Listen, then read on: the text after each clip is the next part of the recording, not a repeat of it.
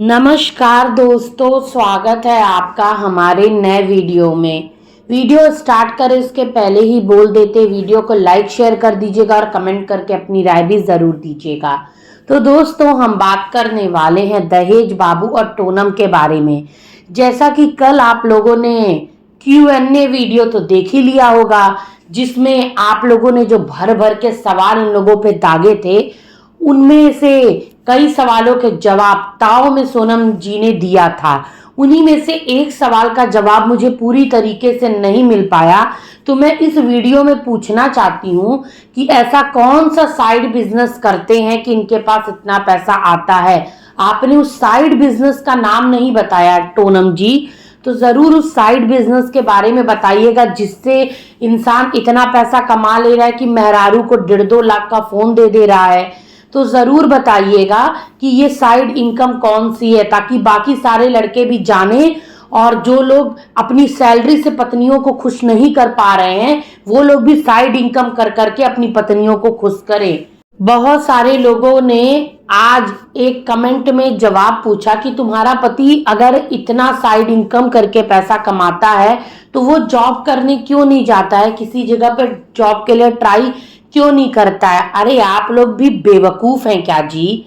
जिसको फ्री में बैठे बैठे खाने को मिलेगा, हाथों में नोटों की गड्डियां मिलेंगी, 14 लाख की गाड़ी में ड्राइवर चलाकर लेकर जाएगा, धर्म पत्नी जी फूल की सब्जी और 12 व्यंजन पकवान बना के खिलाएंगी, पंखा हाकेंगी, वो पति जाएगा मेहनत करने जी, हाँ मजदूरी करने। आप लोग भी एकदम जाके कर दिए हैं भाई साहब। दहेज बाबू की इज्जत घट नहीं जाएगी वो काम करने जाएंगे तो? हाँ देखो जरा, बेचारे दहेज बाबू आराम से बैठे बैठे फोकट में पत्नी के पैसे पे अय्यासी कर रहे हैं, और आप लोग उनको हाथ पैर हिलाकर काम करने की राय दे रहे हैं। आप लोग दुश्मन है क्या भाई साहब दहेज बाबू के? हाँ कितने बड़े दुश्मन है जो आप लोग उनके बारे में इतना अच्छा बात सोच रहे हैं। हाँ आज दहेज बाबू बहुत बड़का काम करने गए हैं, पत्नी जी के साथ फूल तोड़ने गए हैं, ऐसा फूल तोड़ने गए हैं जो सिर्फ हमारे संजीव भैया के साइड मिलता था, क्योंकि हमारे संजीव भैया भी कम थोड़ो ही थे, कविता भौजी से तोड़वा कर उस सब्जी में बनवा कर खा जाते थे फूल को। तो आज सोनम बोली है कि इस प्रकार का एक यूनिक फूल आता है और उस फूल की सब्जी बनती है, और आज पूरे ससुराल वालों को खिलाकर चटकारे दिलवाई है सोनम, रसेदार सब्जी और चावल का। और सबसे पहले टेस्टिंग करवाई गई है दहेज बाबू से। ये दहेज बाबू कैसा स्वाद था जी? आप तो वैसे भी एक नंबर के चाटुकार है, पत्नी चाहे खाना अच्छा बनाए चाहे खराब बनाए, आप तो एकदम मस्त है, जीभ चटकारे लेकर बोलेंगे। हम सासू माँ से सुनना चाहते थे कि कैसा है। सासू माँ को नहीं खिलाई संस्कारी बहू, पहले अपनी नल्ले को ही खिला दी। हाँ बताओ जरा, घर में बहू अगर कुछ नई चीज बनाती है, सास ससुर के साथ रहती है, तो सबसे पहले घर के बड़ों से टेस्ट करवाया जाता है कि नमक कैसा है, तीखा कैसा है, स्वाद कैसा है। लेकिन इस नल्ले को टेस्ट करवाया गया है। सोनम कुछ ज्यादा ही तुम इनको इज्जत नहीं दे रही हो? हाँ और एक बात बताना बहन, जो पैसे वाली बात पे तुमको मिर्ची लगी थी कि पैसा हम दिए ताकि इन लोगों को पता चल सके कि YouTube से पैसा आता है, YouTube से पैसा बनता है, तो हमने 1 महीने की पेमेंट देकर इनको ये एहसास करवाया। तो अभी वापस से पेमेंट का डे आ रहा है, 22-23 तारीख को पेमेंट आता है YouTube से। तो अब फटाक से ड्राइवर साहब को बुलाओ, आज 24 तारीख हो चुकी है। इस नल्ले बेरोजगार के साथ जाओ एटीएम से, दनादन पैसे निकालो और फिर से लेकर आओ, और फिर से सासू माँ ससुर जी के हाथों पे रखो।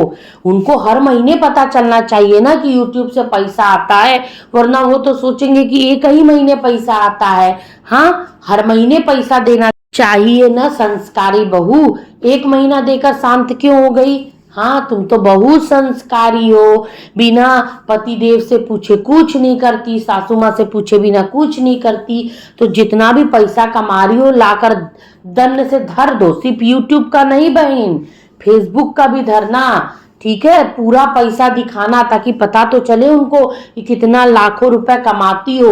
उनका पूरा खानदान मिलकर जितना पैसा नहीं कमाता है ना, उतना अकेले तुम कमा लेती हो।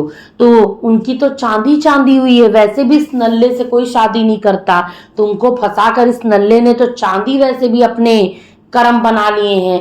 कि कहते हैं ना कि चांदी और सोने की किस्मत जिस बंदे की होती, वही किस्मत इस नल्ले की हो गई है सोनम से शादी करते ही।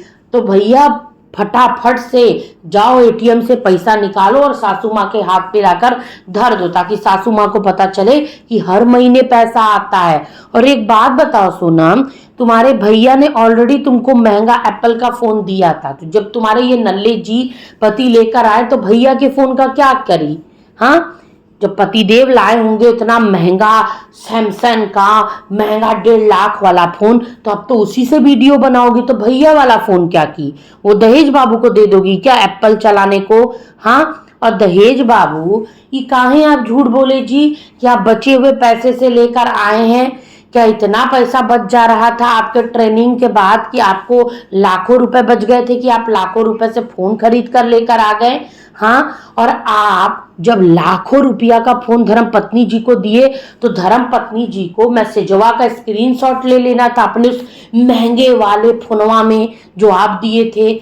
पत्नी जी काहे कापी और कलम लेकर बैठी थी, लिखी थी? हाँ, हमको बहुत खराब लगा। एक तो अंबानी खानदान की बिटिया और ये नल्ला की धर्म पत्नी जी, जिनको लाखों का फोन उनके पतिदेव पैसा बचा बचा के अपनी चड्ढी तक बेच डाले बेचारे दहेज बाबू। बताओ जरा, शरीर पर एक ढंग का कपड़ा दहेज बाबू के नहीं है कि सबसे पहले अपना थुथना सुधारें, अपना दाढ़ी बाल बनवाएं, अपने लिए कपड़ा लें? नहीं, बेचारे दहेज बाबू सब चीज का परित्याग कर कर बैठे क्योंकि उनको सोनम के लिए लेना था क्या गिफ्ट। एक बात बताइए दहेज बाबू, आपकी अरेंज मैरिज हुई है ऐसा आप लोग बोल रहे हैं, तो क्या आपको पहले से ही पता था क्या कि यूट्यूबराइन पत्नी आपके पल्ले पड़ने वाली है? तभी तो आप इतना पैसा बचाए जा रहे थे। हाँ, क्योंकि अगर नॉर्मल लड़की रहेगी तो वो इतना महंगा फोन नहीं खरीदती है, क्योंकि घर का खर्चा चलाना रहता है, सब कुछ मैनेज करना रहता है। औरतें बहुत कुछ देखती करती हैं, लेकिन सोनम को फोन की जरूरत है, यूट्यूबराइन है, लाखों रुपए खुद कमा रही, तो वो तो भाई अफोर्ड कर सकती हैं। लेकिन आप जब खुद ही नहीं कमाते थे तो आपको इतना पैसा प्राप्त हुआ था तो उसको बचा के धरना था ना। लेकिन नहीं, इनको पहले से सपना आ चुका था कि इनकी शादी होगी यूट्यूबराइन अंबानी खानदान की बिटिया से, इसीलिए ये फोन के लिए पैसा जमा करे जा रहे थे, अपने लिए ढंग का कपड़ा नहीं खरीदे बेचारे। दहेज बाबू एक बात बताइएगा, कम से कम अभी आपके पास कपड़े नहीं है, खुद के पैसे से खरीदने की औकात नहीं है, तो जो आपको गिफ्टवा में मिला था 6-7 जोड़ी कपड़ा, वही कपड़वा जाके सिलवा लीजिए जी। बहुत चुभते हैं आप आंखों में जब ये सड़ेला फटेला चिथड़ा कपड़ा पहनकर आप आ जाते हैं। इसी एंगल से आप सोनम के पति नहीं लगते, ऐसा लगता है कि आप नौकर हैं उसके। बिल्कुल ऐसा लगता है कि कूड़ा करकट बीनने वाले हैं। थोड़ा अपने आसपास नौजवान लड़कों को देखो कि वो कैसे तैयार होते हैं। आपकी धर्म पत्नी जी तो वैसे ही बुधनी बुआ लुक ले चुकी हैं, बुधनी बुआ दिखने लगी हैं। तो कम से कम आप तो पत्नी जी और अपने लिए ढंग के कपड़े लेकर थोड़ा सा ढंग का लुक बनाइए, पहले पत्नी की तरह बनिए तो सही दहेज बाबू।